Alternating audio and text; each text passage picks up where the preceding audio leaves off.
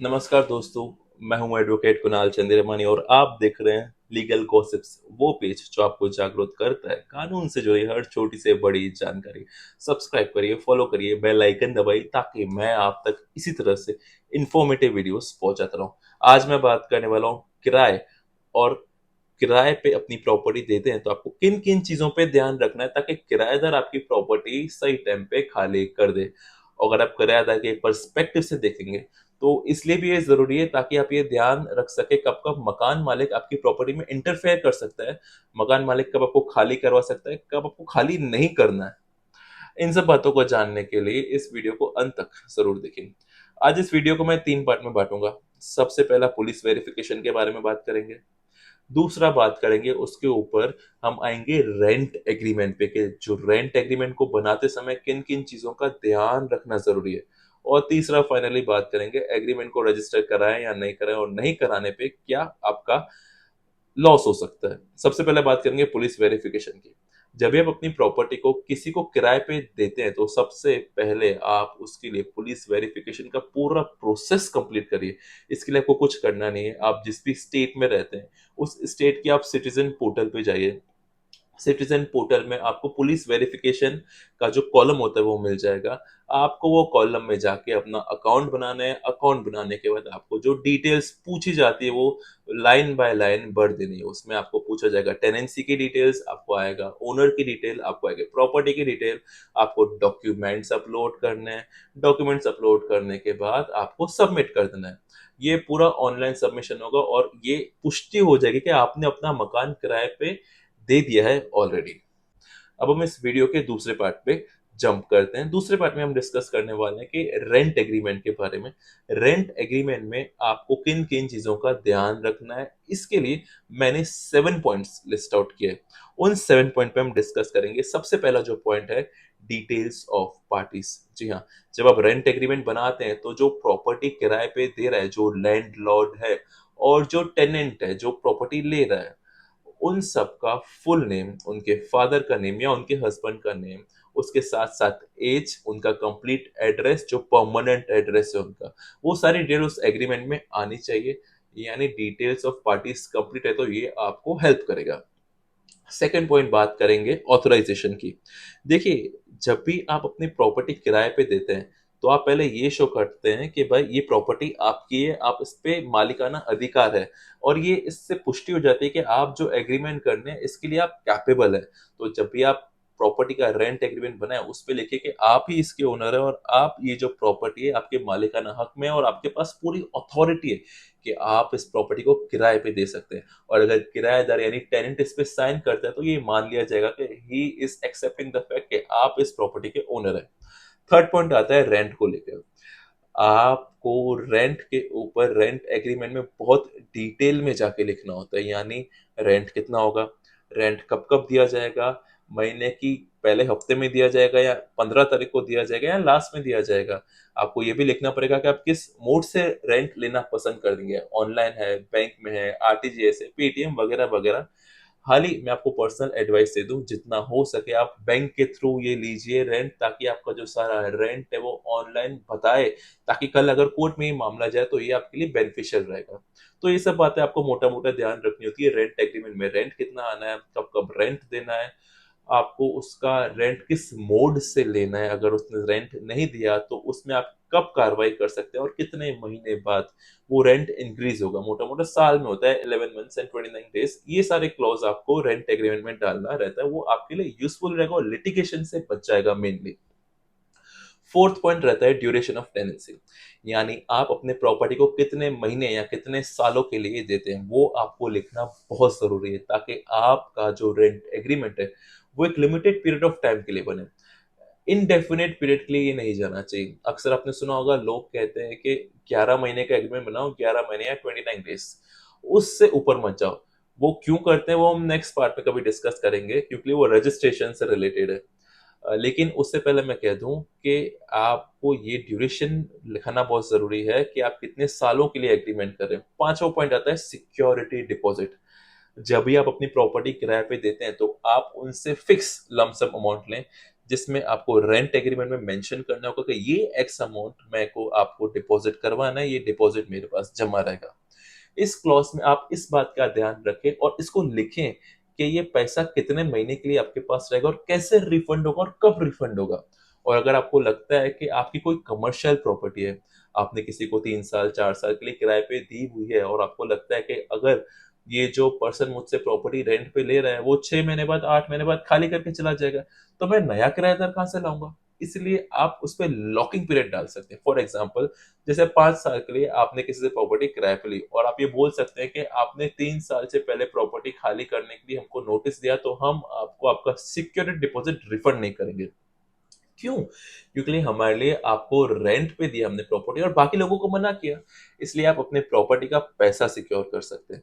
Sixth point आता है कि पर्पस क्या है। जब भी आप रेंट एग्रीमेंट ड्राफ्ट कर रहे हैं तो इस बात को लिखे कि आप अपनी प्रॉपर्टी जिसको दे रहे हैं वो उसका पर्पस क्या रहेगा। क्या वो रेसिडेंशियल रहेगी, क्या वो कमर्शियल रहेगी, और वो किस पर्पस के लिए रहेगी, उसमें क्या बिजनेस करने वाला है। ये इसलिए ताकि अगर आप किसी भी प्रॉपर्टी का रेंट का कानून उठा के देख लें तो इसमें ये होता है कि अगर टेनेंट जिस पर्पस के लिए प्रॉपर्टी दी गई है अगर वो ऑल्टरेशन करे उसमें, तो आप उसको अपनी जमीन से खाली करवा सकते हैं। फॉर एग्जाम्पल, अगर मैंने आपको प्रॉपर्टी दी कि आप मेरी प्रॉपर्टी पे 2 महीने 3 महीने 6 महीने साल के लिए जो मैं रेंट पे आपको दे रहा हूँ और वो आप रेसिडेंशियल के लिए यूज करेंगे, लेकिन आप उस रेसिडेंशियल एग्रीमेंट का जो पर्पस है आप उसको कमर्शियल कर रहे हैं, आप उसको बिजनेस में यूज कर रहे हैं, तो मेरा अधिकार है कि भाई मैं कोर्ट में जाके बेदखली का दावा डालूं। इसलिए पर्पस लिखना बहुत जरूरी है।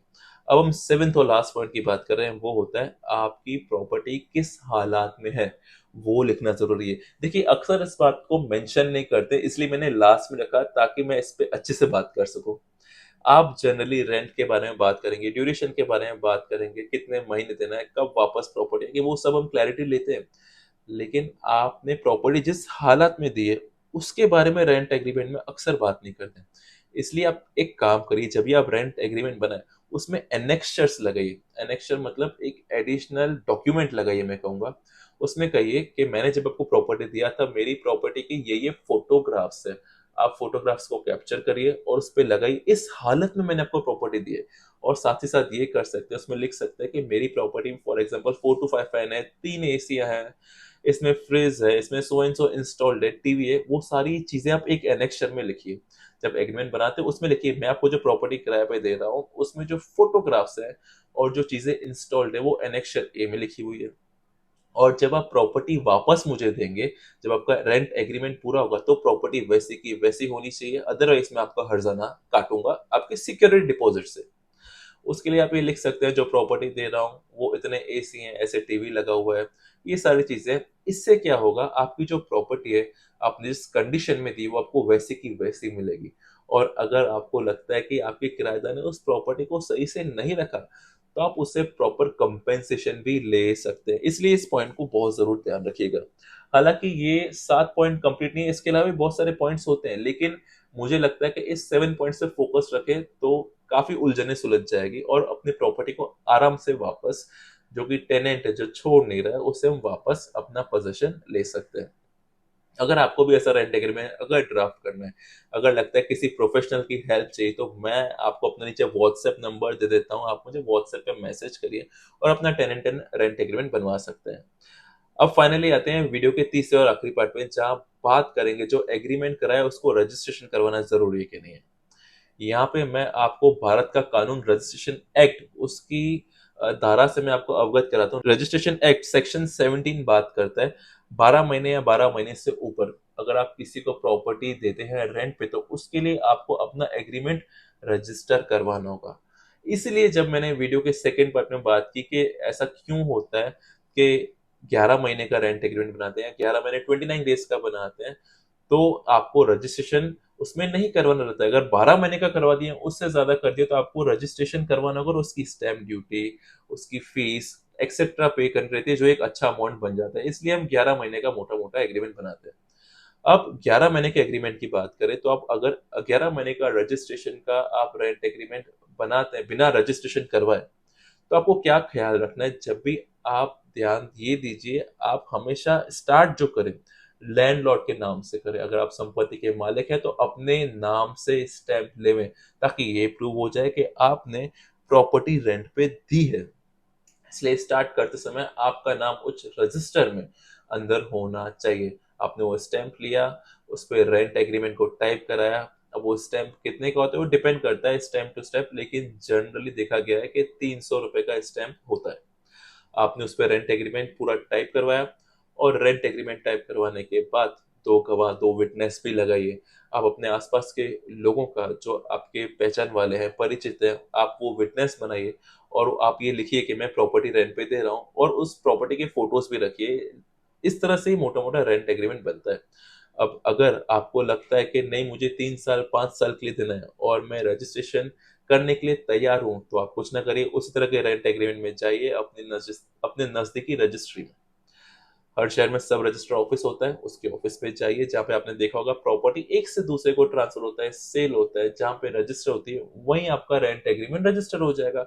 आप वहां जाइए, अपने रेंट एग्रीमेंट को रजिस्टर करवाइए।